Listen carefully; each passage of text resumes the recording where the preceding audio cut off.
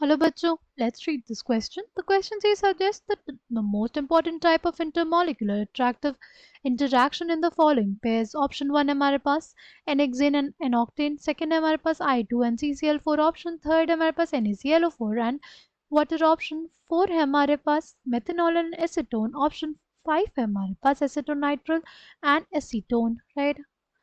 Key concept for this question is intermolecular forces of attraction.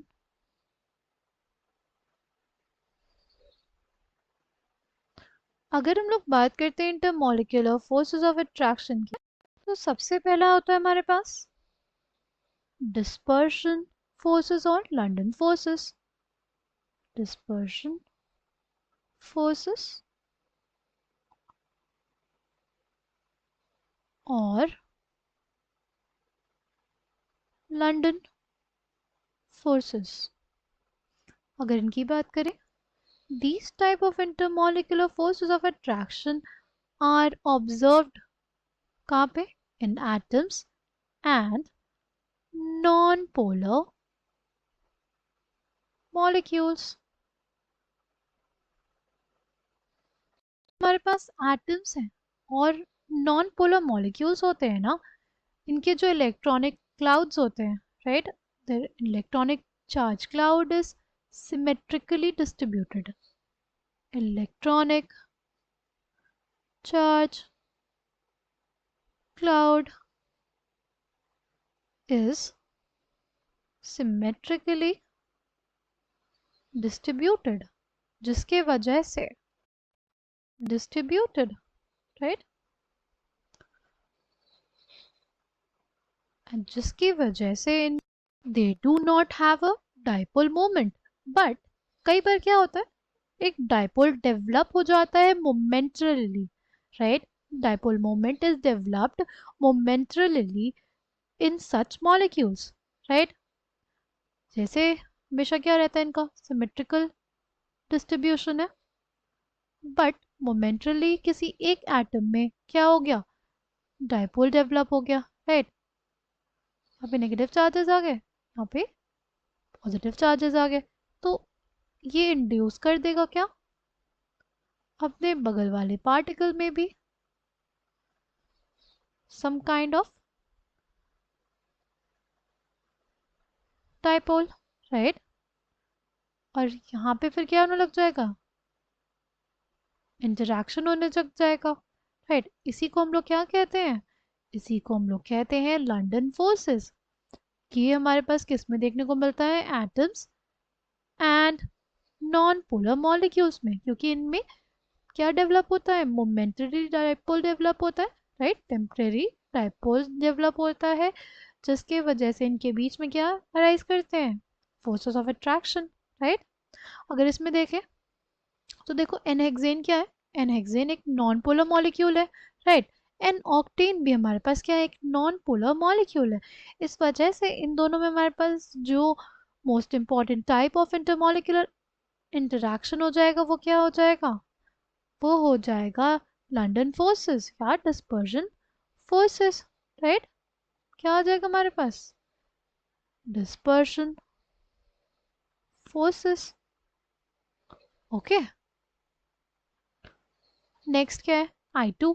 I2 भी हमारे पास क्या है, I2 का भी डाइपोल मोमेंट नहीं होता, और CCl4 में भी हमारे पास डाइपोल मोमेंट जीरो होता है. क्यों, डिस्पाइट हैविंग पोलर बॉन्ड्स, इसमें डाइपोल मोमेंट जीरो कैसे हो गया, लेट्स सी.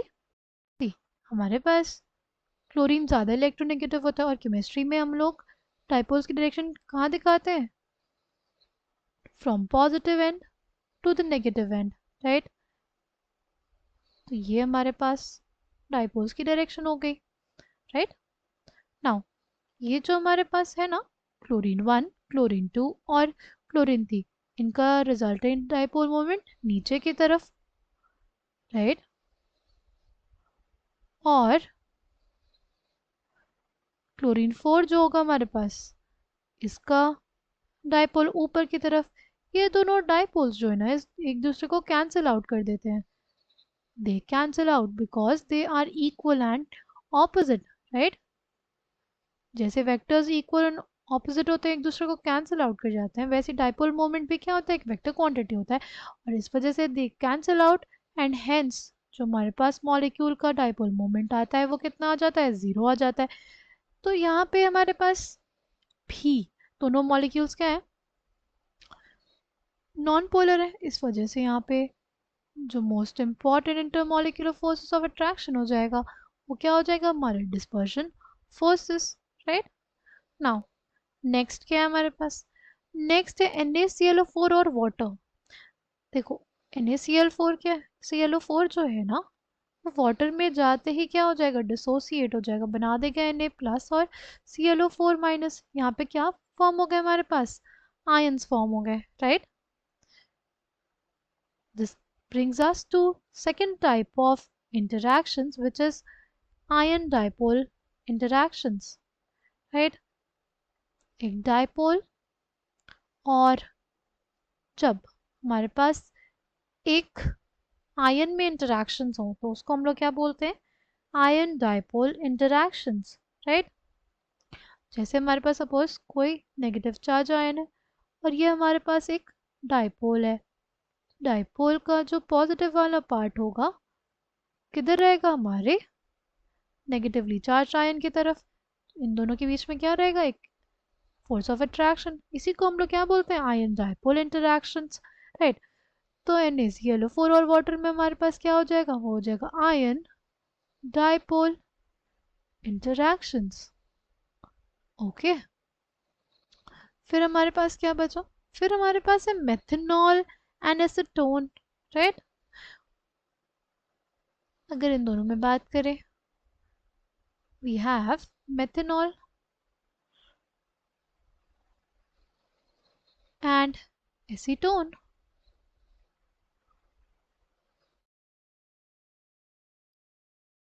राइट, ये हो गया हमारे पास मेथनॉल और एसीटोन.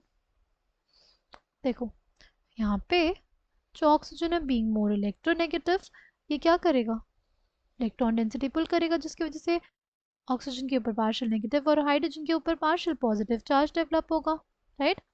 यहाँ पे हमारे पास कार्बन है, कार्बन लेस इलेक्ट्रोनेगेटिव है, ऑक्सीजन क्या पुल, इलेक्ट्रॉन डेंसिटी अपनी तरफ फुल करेगा, जिसकी वजह से हमारे पास हमारे ऑक्सीजन एटम पे क्या प्रेजेंट होगा, पार्शियल नेगेटिव चार्ज. इन दोनों के बीच में क्या होने लग जाएगा, इंटरैक्शन होने लग जाएगा.